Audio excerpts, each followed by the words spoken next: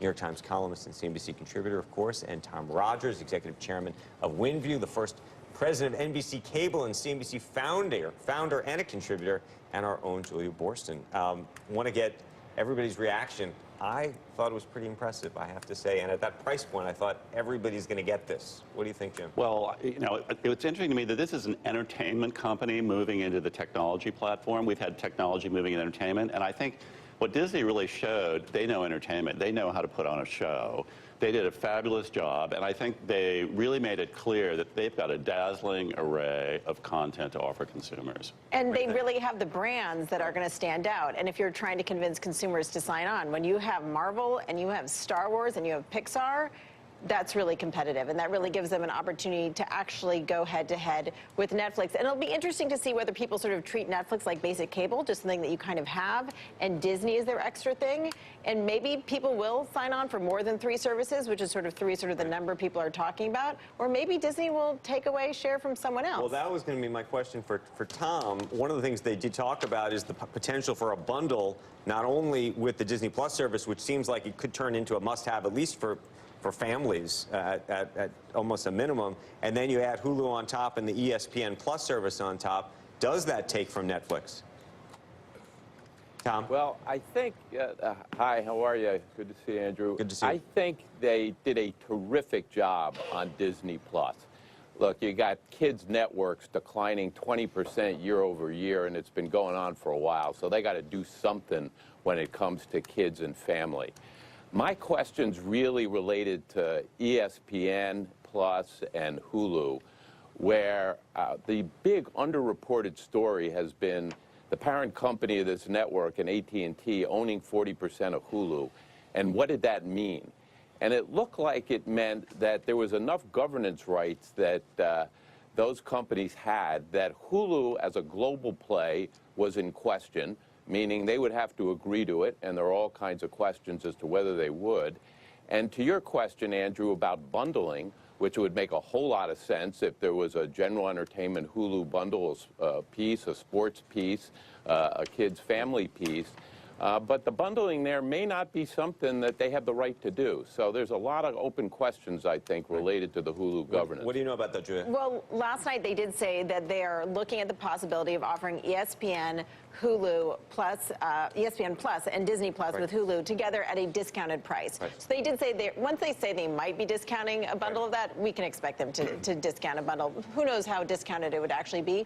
But Iger said that they're actually wary of trying to push a bundle on people here. They want to make sure it's clear that you really get to choose a la carte. This is not like the old days of paying for a big bundle of cable channels. You really get to choose, and there's no need to buy them all together. Seeing this for the first time last night made me think this truly actually is going to transform this company, and this is a transformative event. Should we consider it that?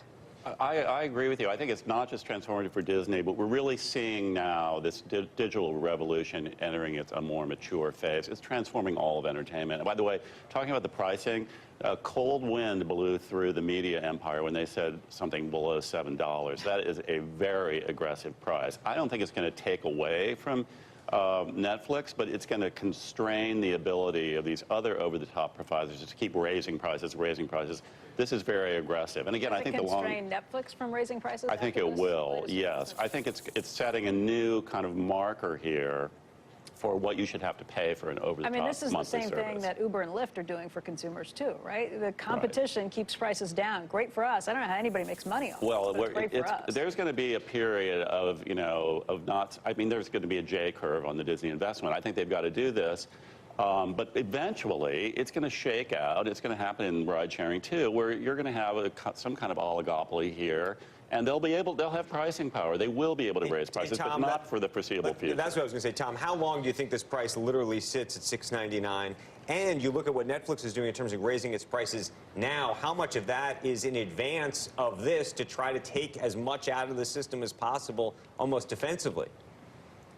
Well, I think Netflix's price increase was very, very smart. I think Disney coming in at this kind of price point initially is very smart.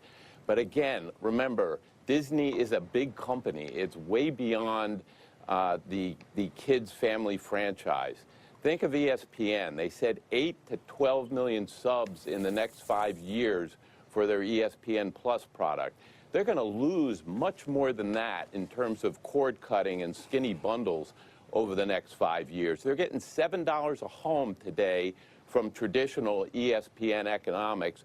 They're going to translate pricing in ESPN at $4.99, getting a lot fewer homes than they're losing. That's a big question mark for a huge asset for the company. Again, Hulu, this is a global game. This is not just a U.S. game. Netflix is going to have 300 million subs globally. Disney is a global brand, and the question is, does it have a global distribution franchise now? When it comes to Disney Plus, I think clearly it made it that it will. But Hulu internationally, big question mark. ESPN, they were clearly saying not an international play beyond a little bit of Latin America. Hey, Julia, one thing I noticed is that they are not going to be taking on the movie theaters because none of this stuff goes on until after it's in the not only the theatrical run, but also after it plays out in the in-home theater. So that was one thing that I was a little surprised Well, by. here's the thing. Disney is perhaps the only studio that's not interested in collapsing that window between theatrical and at-home release, simply because its movies are such big events. But it also said at-home release. It's not going to disrupt that cycle. So you're not going to get this until after they squeeze out every other dime they can across because the they're in a platform. rare position where they're actually doing well with that theatrical business. And if they protect it and they insulate it with that month's window, then they're going to continue to get people to go see Captain Marvel or the Avengers in theaters. Or rent it on demand. Hey, Tom, you know NBC Cable, you remember that job? You don't have it anymore, but let's say you did. I mean, you remember how many times you were going to get put out? Satellites were supposed to put you out of business back then. Remember that? Who needs it? I mean, would you like leave and become a day trader now if you were in charge of NBC Cable or run a hedge fund or something? Would you be looking for a way out or not? You know, it's a great thing to look back on, Joe, because when I was getting CNBC started, people said, hey, the networks can't make it into cable. It's not going to happen. And look what happened. All the networks are big into cable. But they went from one B2B model to another. This is B2C. This is to the consumer. This is a transformation no other company has made before.